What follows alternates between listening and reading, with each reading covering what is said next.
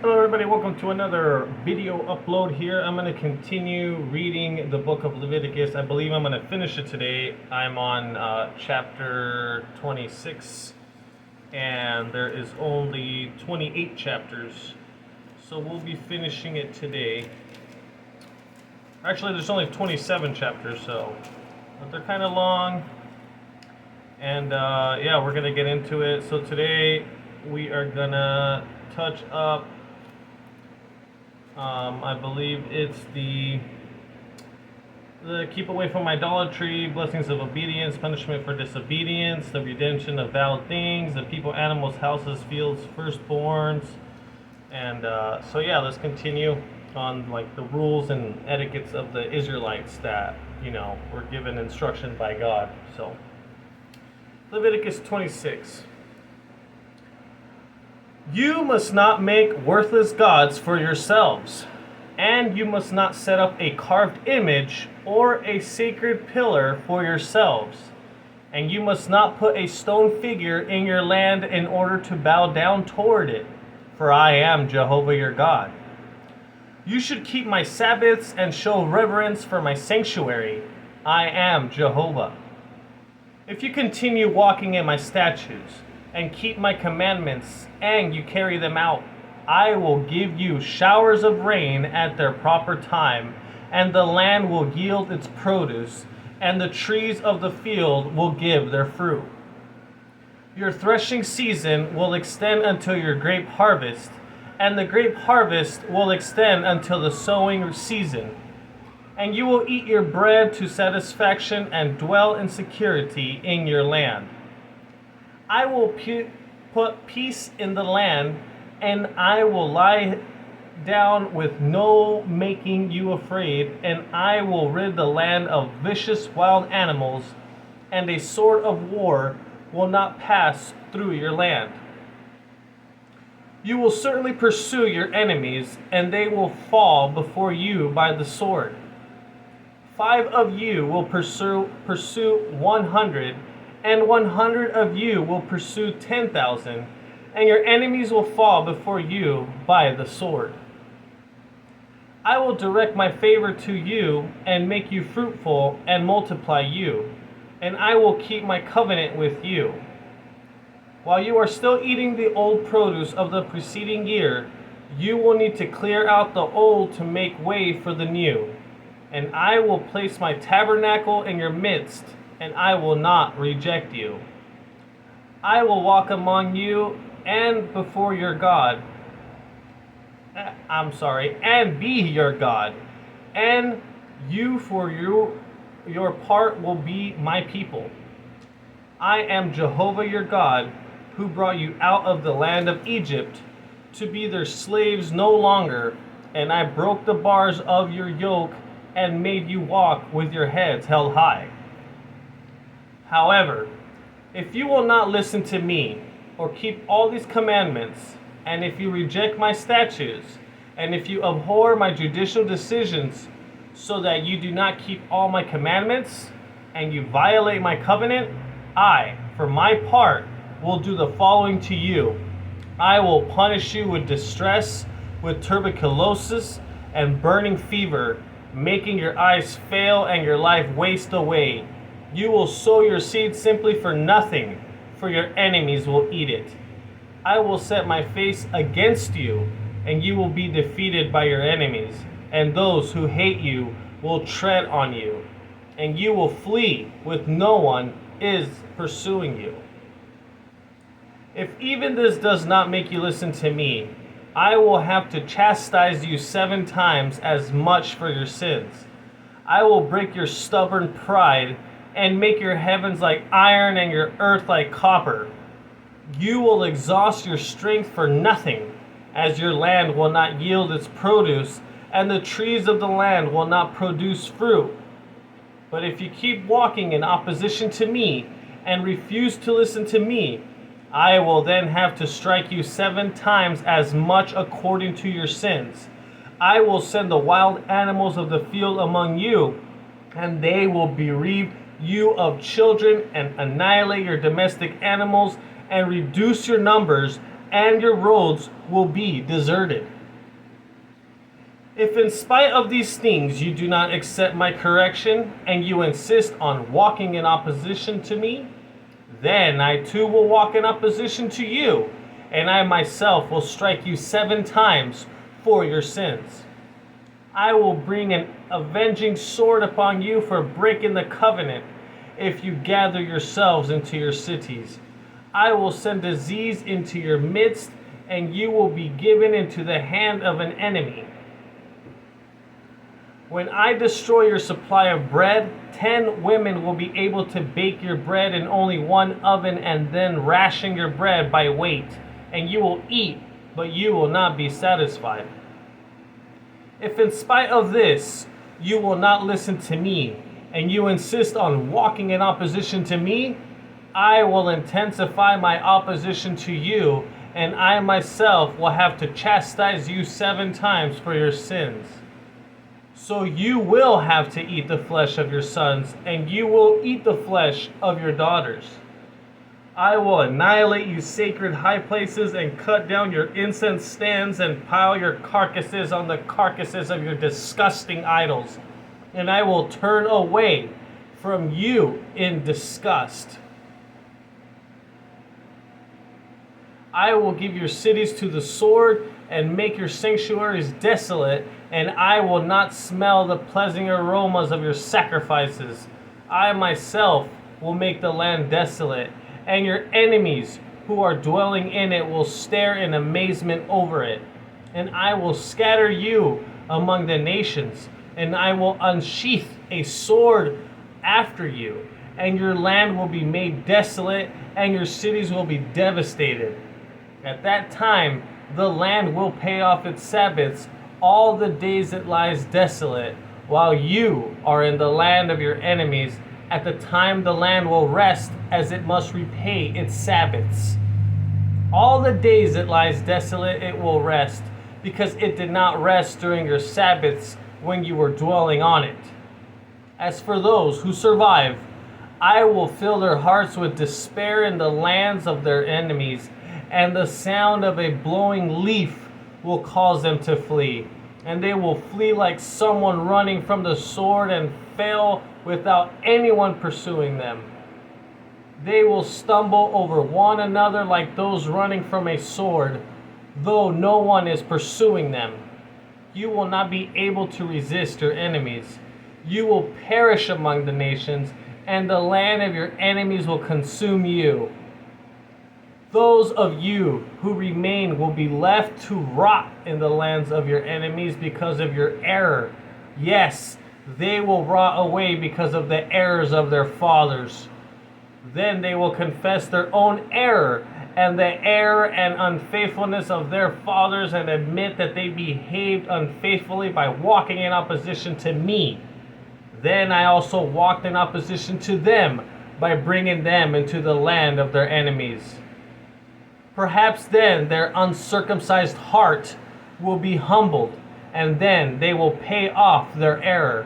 And I will remember my covenant with Jacob and my covenant with Isaac, and I will remember my covenant with Abraham, and I will remember the land while the land was abandoned by them. It was paying off its Sabbaths and lying desolate without them, and they were paying for their error, because they rejected my judicial decisions and they abhorred my statutes. But despite all of this, while they are in the land of their enemies, I will never completely reject them nor cast them away to the point of exterminating them, which would violate my covenant with them, for I am Jehovah their God. For their sakes I will remember the covenant with their ancestors whom I brought out of the land of Egypt under the eyes of the nations, in order to prove myself their God. I am Jehovah. These are the regulations, the judicial decisions, and the laws that Jehovah established between himself and the Israelites on Mount Sinai through Moses. Chapter 27.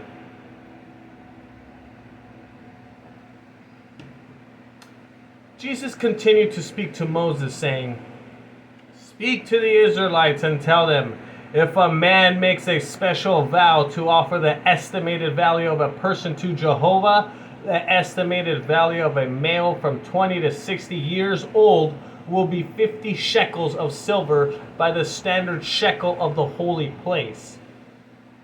But if it is a female, the estimated value will be 30 shekels years.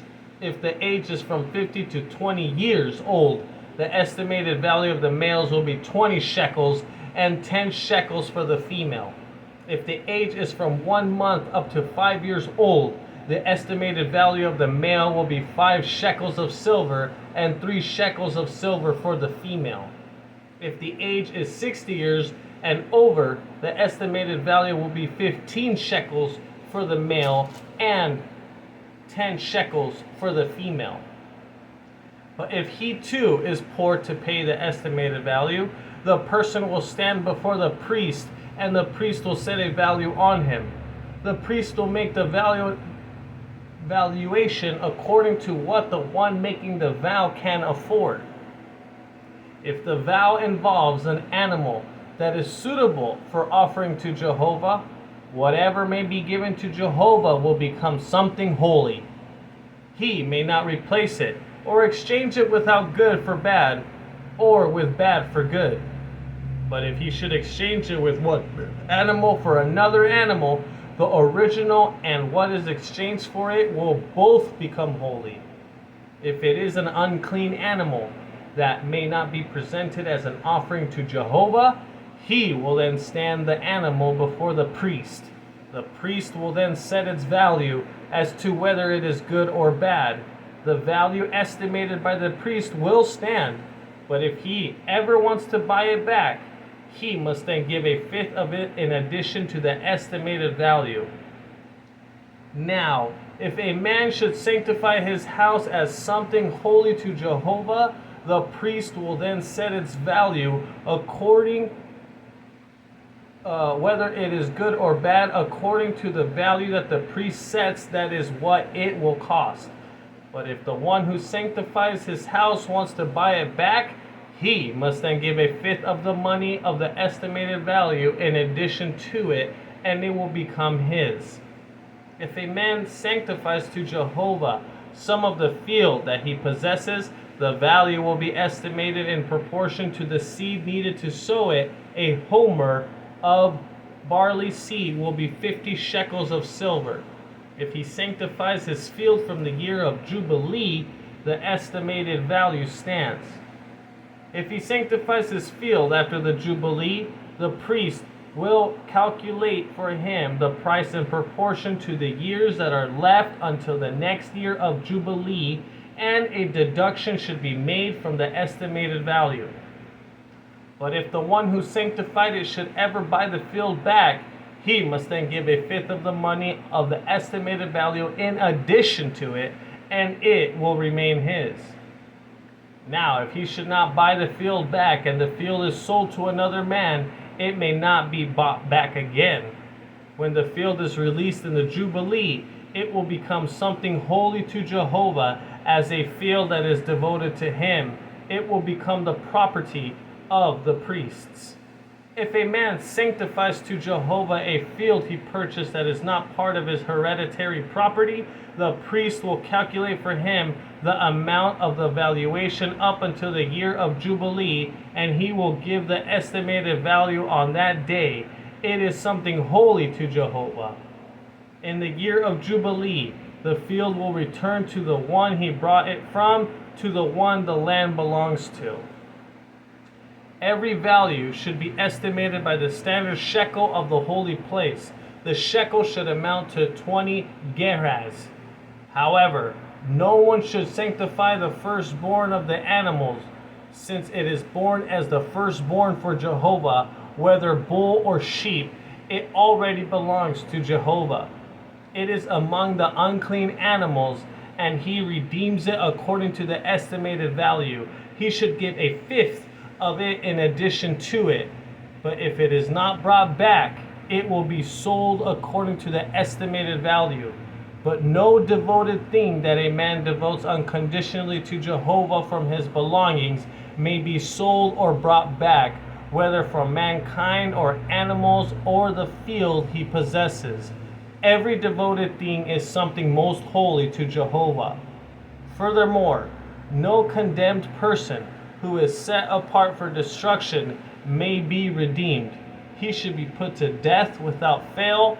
Every 10th part of the land, whether from the produce of the field or the fruit of the trees, belongs to Jehovah. It is something holy to Jehovah. If a man ever wants to buy any of his 10th part back, he should give a fifth of it in addition to it.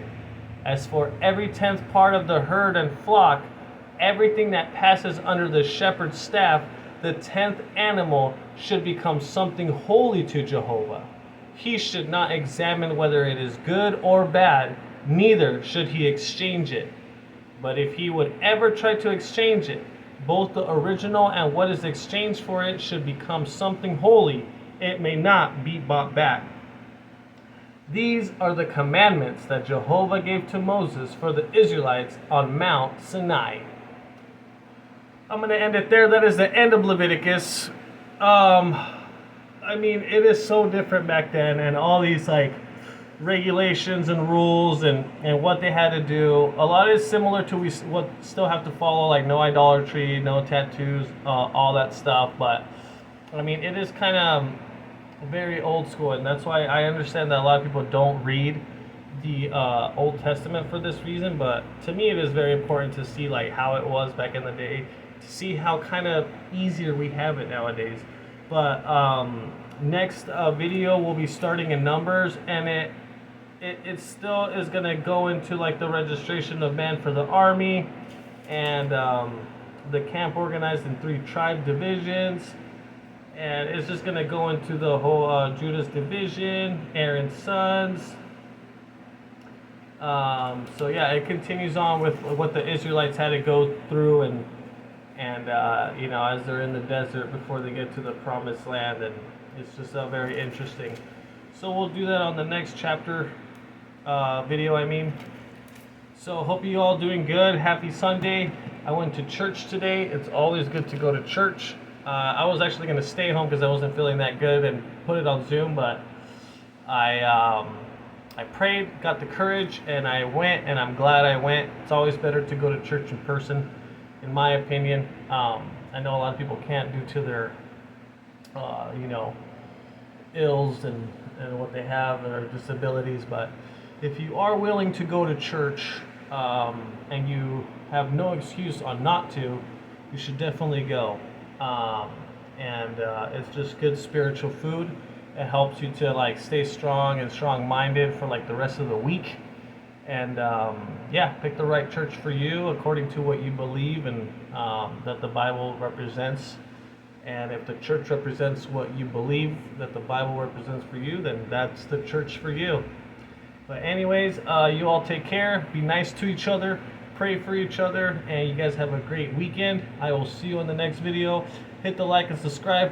Leave a comment. Take care, everybody. Thank you.